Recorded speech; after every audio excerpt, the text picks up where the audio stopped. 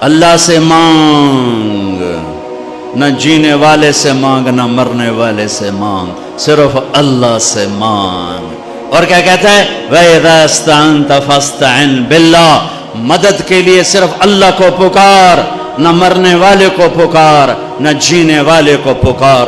وَإِذَا اسْتَعَنْتَ فَاسْتَعِنْ بِاللَّهِ، ارے تو مجھے کیوں نہیں پکارتا، میں تیری شہرک سے زیادہ قریب۔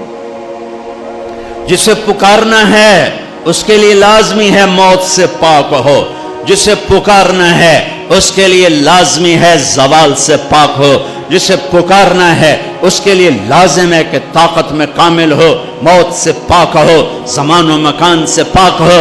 جس کو پکارنا ہے لازم ہے شارک سے زیادہ قریب ہو۔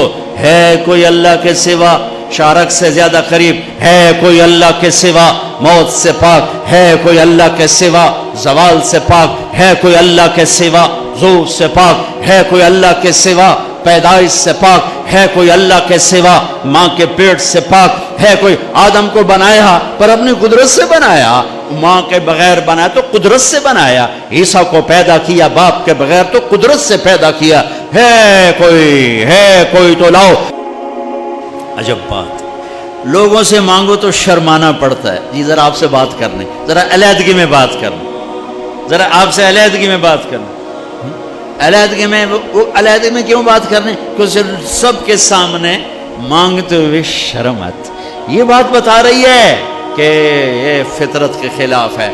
اور جب اللہ کا فقیر بننا ہو تو سب کے سامنے ہاتھ اٹھا رہا ہے اور یوں اٹھا رہا ہے اور دھوڑے مار کے رو رہا ہے اور آنسو بہا رہا ہے، ملتزم سے چمٹا ہوا چیخیں، عرفات کے میدان میں چیخیں، ریاض الجنہ میں چیخیں، جمعہ کی رات شب قدر میں چیخیں، حرمین کی دعا میں چیخیں، سب کے سامنے مانگ رہا ہے اور زبان حال سے کہہ رہا ہے کہ اللہ سے مانگنا ہی عزت ہے، باقی تو ذلت ہی ذلت ہے۔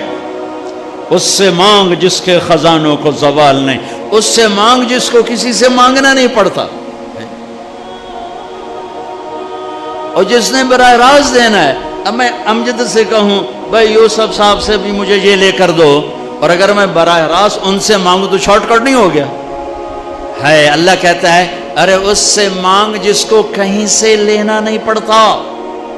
ایک اللہ ہے جس کو دینے کے لیے کسی سے نہیں لینا پڑتا، ایک اللہ ہے جسے دینے کے بعد اس کے خزانے کم نہیں ہوتے، ایک اللہ ہے جو کالا گورا عرب عجم انگریزی ہندی فارسی سندھی سنسکرت ساری سنتا سمجھتا ہے، دے کے خوش ہوتا ہے، نہ مانگو تو ناراض ہوتا ہے۔